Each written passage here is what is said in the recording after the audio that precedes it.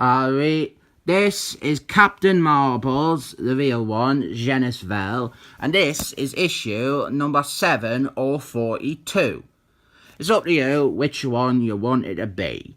Genis-vell, this is him there, he is probably, in my opinion, the most interesting of all the Captain Marbles. And he's not just the white devil brie, he is bisexual, maybe pansexual, which is really progressive. And he has got a whole host of mental problems. So didn't sit there and give us any of that, he is just another white man shit. Because, well, for starters, his face is usually black, because that is the colour of space.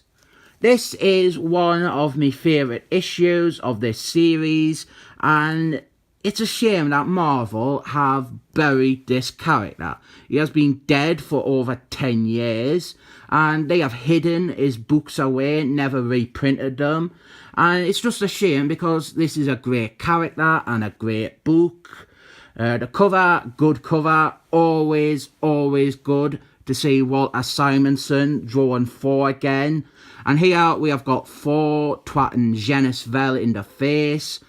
Ow! That's probably what he is thinking. Open up and we've got a recap page with a little story there for you to read. And we've got the credits. This is written by David Peters and it is penciled, which means drawing, by genis-vell. Nice to bring more seats to the table like that. Then we have got the cast of characters here. We've got Captain Marbles, the real one, genis-vell, Dickie Jones, 4 from the films, 2 fairy people from Fairyland, and this last one is Idris Elba before he started blacking up. Disgusting. Racist. There is some evocative imagery right there. Genis-vell, he is being crucified, just like Jesus Christ, and I didn't think anyone else really. It kind of went out of style after Jesus. Good art, this genis-vell, very good, very stylized, I like it. It's so good, I almost thought that this image was a photograph. I didn't really, it's clearly art. This is when genis-vell was having a bit of a midlife crisis. He thought he was a god. Dickie Jones and genis-vell, they are bonded by his magic bracelets, which have a really racist name. So Dickie Jones, he is in constant telepathic contact with genis-vell. And at the minute they're always arguing because genis-vell, he's going insane and he's deluded. You can get a toy of Captain Marbles, the real one, genis-vell, in this costume. I didn't collect toys, but I might get that one if it is ever in the shop. As I said though, look, he is literally black.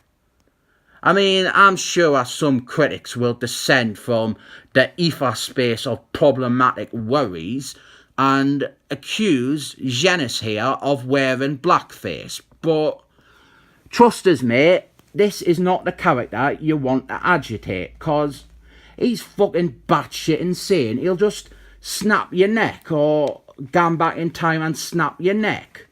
We got some more suggestive imagery here with him smashing through the church windows. Some people would say that is blasphemy. And there he is doing the whole Robert Downton Abbey Jr. Iron Man pose from the first film. Some other people would say that is blasphemy again. And Captain Marbles, the real one, genis-vell, he has decided to go and kill 4 and all the fairy people from Fairyland. And presumably afterwards any other gods, cause he wants to be the one true god, the one that everyone worships. We got 4 here and it is good cause this genis-vell, he has drawn him just like Christopher Hemsworth from the films. They are talking about boring Fairyland stuff. Who cares about the fairy people? Now here is a great scene. We have got Idris Elba, back before he was blacking up for more roles in films. Idris Elba, he is God in Fairyland. And Captain Marbles, the real one, genis-vell, he shows up. And I'm going to read some of it because it is good. I could have simply flown over you. I hope you understand. I was endeavouring to be polite by using the front door to my new home. Thy new... Who dost thou think thou art? Fucking talking like a dandy. I hate it. Stupid fucking fairy people. I am a god. And blam, he shoots him with his gun, but he puts his shield up. But look, it goes through the shield, so I didn't know why they even bothered with the shield. Bloody London, murder and mayhem continue to shake city. This had us worried, because apparently there's been loads of nasty terror attacks in London.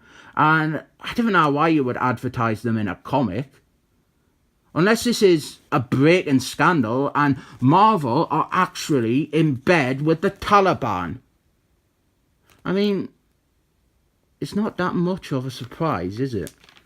So he has short, racist, blackface wearing Idris Elba. A lot of blackface in this issue, isn't there?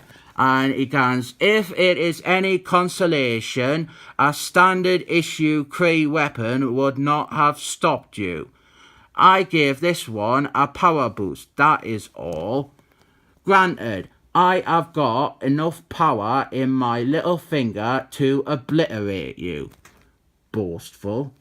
But where is the visual drama in putting a finger to someone's head? Well, Captain Marbles, the real one, genis-vell, clearly hasn't seen the film Taxi Driver Man, where Robin Pacino puts his finger up to his head like a gun and he's pretending to shoot it, pretending to shoot himself. And here is where it gets really, really good. Since I am a god, people should pray to me. You can be the first. Pray to me for mercy. You can live. Thou art no god, and even if thou were Anthony Hopkins himself, under such brutality, I would say the same to him as to thou. Go to hell. Then you've got to turn the page, completely breaking the momentum. Oh well, every god needs his atheists, I suppose. That's great, that, isn't it? Good little scene. It's a shame racist Idris Elba is in it. So Idris Elba, he blows a horn to warn Thor and the fairy people. That's cultural appropriation again. This Idris Elba, nasty piece of racist work. So this warns Thor and the fairy people. And look, there's Tom Beaver. He's going to be all useless in that.